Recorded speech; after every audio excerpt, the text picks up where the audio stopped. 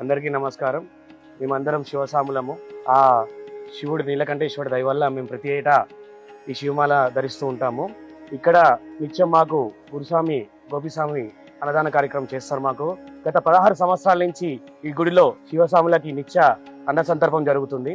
అలాగే హిందూత్వంలో ప్రతి నీలకంఠేశ్వరుడు అంటే శివుడు అంటే శివాజ్ఞ లేదే చీమ కూడా కుట్టదని చెప్తారు. అలాగే ఓం నమః శివాయ అంటే మన మనసులో ఉన్న ద్వేషం కోపం ఏదున్నా సరే అన్ని కరిగిపోయి ఆ చిన్న మంత్రంతో మనం ఓం నమః శివాయ అనుకుంటే చాలు మనసంతా చల్లగా నిండు కుండలేక మారిపోతుంది.